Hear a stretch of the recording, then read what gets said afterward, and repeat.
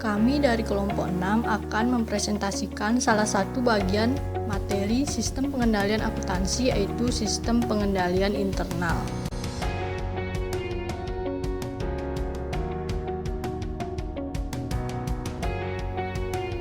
Sebelumnya, kami akan memperkenalkan anggota dari kelompok 6 yang terdiri dari 3 orang, yaitu Nilo Eka Febriani dengan NIM 18170510515.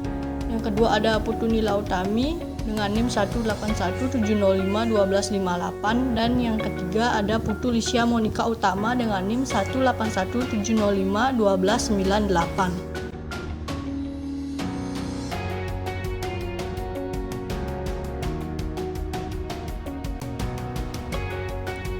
Pokok pembahasan pada materi sistem pengendalian internal antara lain yang pertama ikhtisar konsep pengendalian, yang kedua kerangka pengendalian, yang ketiga lingkungan internal, yang keempat penetapan tujuan, 5 identifikasi kejadian, yang keenam penilaian risiko dan respon risiko, yang ketujuh aktivitas pengendalian, 8 informasi dan komunikasi, dan yang terakhir adalah pengawasan.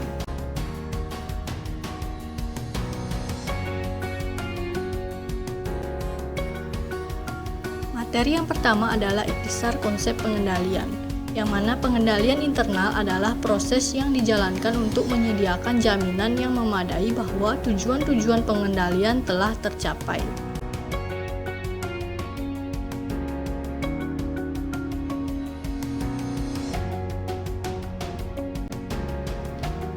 Adapun tujuan pengendalian yang harus dicapai dalam sistem pengendalian internal, yang pertama mengamankan aset, mencegah atau mendeteksi perolehan, penggunaan, atau penempatan yang tidak sah.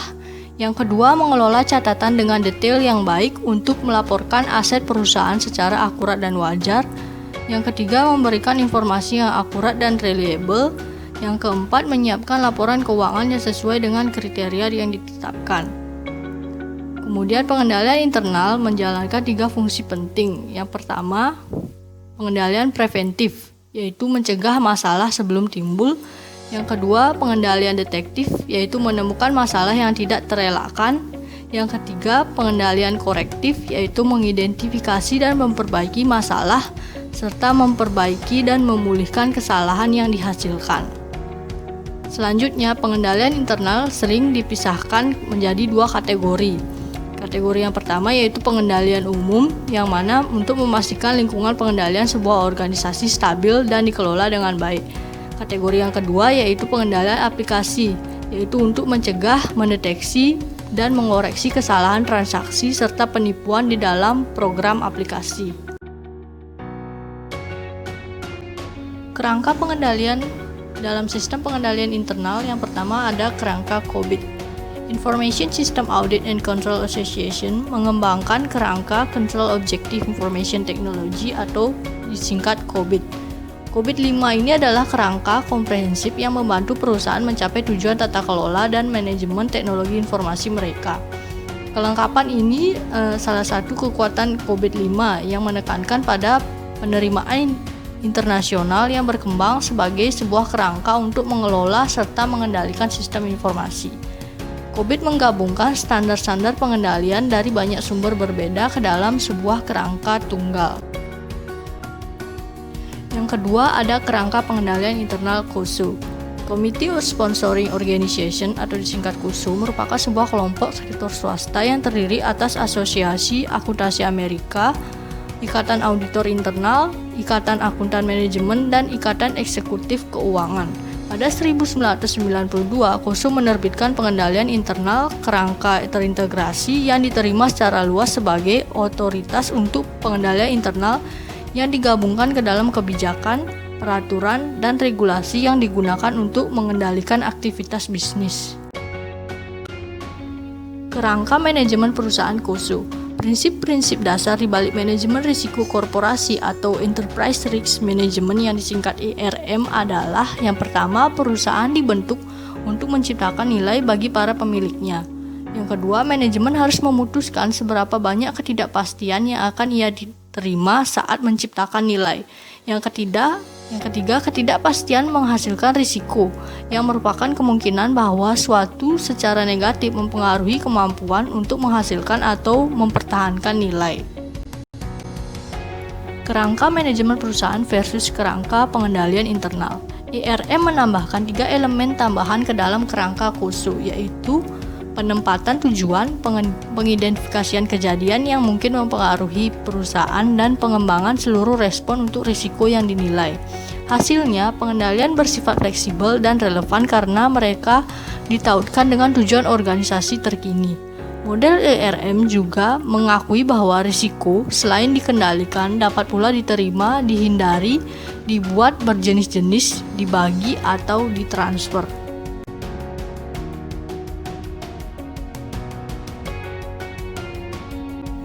Baik, terima kasih atas waktu yang telah diberikan kepada saya. Di sini saya akan melanjutkan presentasi dari rekan saya terkait materi mengenai lingkungan internal. Lingkungan internal atau internal environment atau budaya perusahaan memengaruhi cara organisasi menetapkan strategi dan tujuannya, membuat struktur aktivitas bisnis, dan mengidentifikasi, menilai, serta merespon risiko.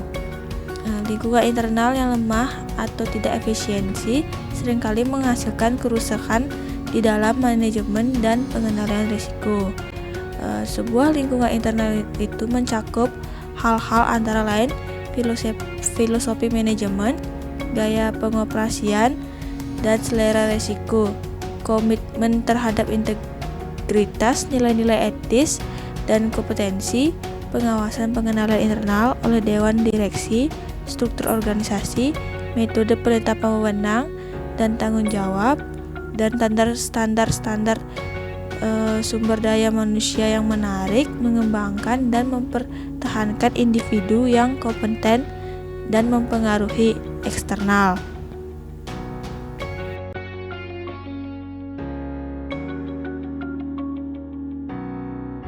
Selanjutnya yang D adalah penetapan tujuan. Penetapan tujuan adalah komponen ERM yang kedua. Manajemen menentukan hal yang ingin dicapai oleh perusahaan, sering disebut sebagai visi misi perusahaan. Di antaranya yang pertama yaitu tujuan strategis, artinya sasaran tingkat tinggi yang disejajarkan dengan misi perusahaan dan menciptakan nilai pemegang saham. Untuk yang kedua, tujuan operasi, yaitu berhubungan dengan efektivitas dan efisiensi operasi perusahaan, menentukan cara mengalokasikan sumber daya. Kemudian yang ketiga yaitu tujuan pelaporan, yaitu membantu memastikan ketelitian, kelengkapan, dan keterandalan laporan perusahaan, mengawasi aktivitas serta kinerja perusahaan. Dan yang terakhir ada tujuan kepatuhan, yaitu membantu perusahaan mematuhi seluruh hukum dan peraturan yang berlaku.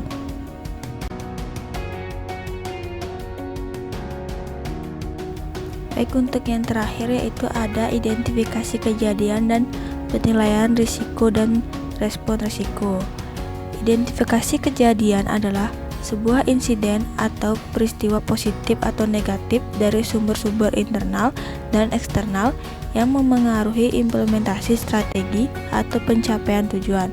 Perusahaan menggunakan beberapa teknik untuk mengidentifikasi kejadian, termasuk penggunaan sebuah daftar komprehensif dari kejadian potensial, pelaksanaan sebuah analisis internal, pengawasan kejadian-kejadian yang menjadi penyebab, dan titik pengadaan seminar dan wawancara penggunaan data mining. Kemudian penilaian risiko dan respon risiko. Manajemen dapat merespon risiko dengan salah satu dari 4 cara berikut. Yang pertama yaitu mengurangi, yang kedua menerima, yang ketiga membagikan, dan yang keempat menghindari. Kemudian ada langkah-langkah identifikasi kejadian.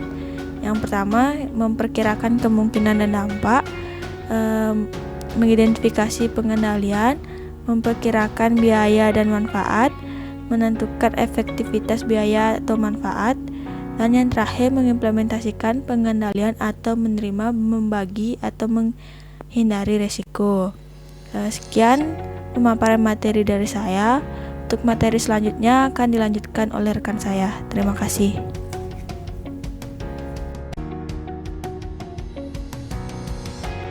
Baik, terima kasih atas waktu yang diberikan kepada saya. Di sini saya akan memaparkan materi mengenai aktivitas pengendalian.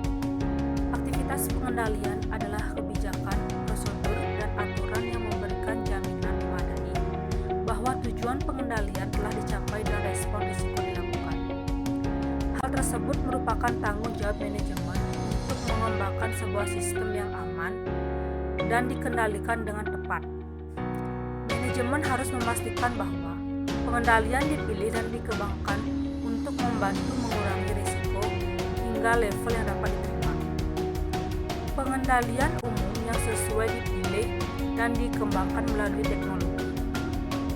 Aktivitas pengendalian diimplementasikan dan dijalankan sesuai dengan kebijakan dan prosedur perusahaan yang ditentukan. Petugas keamanan informasi dan staf operasi bertanggung jawab untuk memastikan bahwa prosedur pengendalian telah diikuti. Pengendalian akan jauh lebih efektif ketika dijalankan sejak sistem dibangun daripada sesudah dibangun. Prosedur pengendalian dilakukan dalam kategori-kategori berikut. Yang pertama ada otorisasi transaksi dan aktivitas yang layak. Yang kedua ada pemisahan tugas. Yang ketiga ada pengembangan proyek dan pengendalian akuisisi atau perolehan. Yang keempat ada mengubah pengendalian manajemen. Yang kelima ada mendesain dan menggunakan dokumen serta catatan. Yang keenam ada pengamanan aset, catatan dan data. Dan yang terakhir ada pengecekan kinerja yang independen. Baik, selanjutnya ada informasi dan komunikasi. Sistem informasi dan komunikasi haruslah memperoleh dan mempertukar informasi yang dibutuhkan untuk mengatur, mengelola, dan mengendalikan operasi perusahaan. Hal itu meliputi pemahaman pencatatan dan prosedur akuntansi, dokumen-dokumen pendukung, dan laporan keuangan. Hal-hal tersebut memberikan jejak audit yang memungkinkan transaksi untuk ditelusuri secara bolak-balik antara asalnya dan laporan keuangan.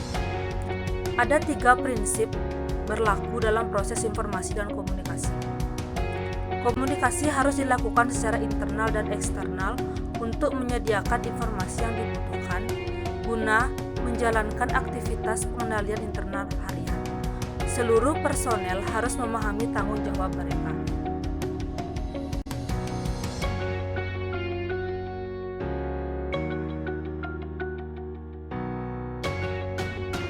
Materi yang terakhir yaitu pengawasan. Sistem pengendalian internal yang dipilih atau dikembangkan harus diawasi secara berkelanjutan, dievaluasi, dan dimodifikasi sesuai kebutuhan. Metode-metode utama dalam pengawasan kinerja antara lain yang pertama yaitu menjalankan evaluasi pengendalian internal. Efektivitas pengendalian internal diukur dengan menggunakan evaluasi formal atau evaluasi penilaian diri. Yang kedua ada implementasi pengawasan yang efektif. Pengawasan yang efektif melibatkan melatih dan mendampingi pegawai, mengawasi kinerja mereka, mengoreksi kesalahan, dan mengawasi pegawai yang memiliki akses terhadap aset pengawasan. Yang ketiga menggunakan sistem akuntansi pertanggungjawaban. Sistem akuntansi pertanggungjawaban meliputi anggaran, kuota jadwal, biaya standar, dan standar kualitas, perbandingan laporan kinerja aktual yang direncanakan. Yang keempat ada mengawasi aktivitas sistem. Paket perangkat lunak analisis dan manajemen risiko meninjau ukuran-ukuran keamanan komputer dan jaringan, mendeteksi akses ilegal, menguji kelemahan dan kerentaan, melaporkan kelemahan yang ditemukan, dan menyarankan perbaikan. Yang kelima, melacak perangkat lunak dan perangkat bergerak yang dibeli. Business Software Alliance melacak dan mendenda perusahaan-perusahaan yang melanggar perjanjian lisensi perangkat lunak. Yang keenam ada menjalankan audit berkelas. Audit keamanan eksternal, internal, dan jaringan dapat menilai dan mengawasi risiko maupun mendeteksi penipuan dan kesalahan. Para auditor harus menguji pengendalian sistem secara reguler dan menelusuri file penggunaan sistem untuk mencari aktivitas mencurigakan secara periodik. Yang ketujuh ada memperkerjakan petugas keamanan komputer dan Chief Compliance Office. Yang kedelapan menyewa spesialis forensik. Yang sembilan memasang perangkat lunak deteksi penipuan. Yang ke-10 ada mengimplementasikan hotline penipuan. Baik, sekian pemaparan yang dapat saya sampaikan. Saya ucapkan terima kasih.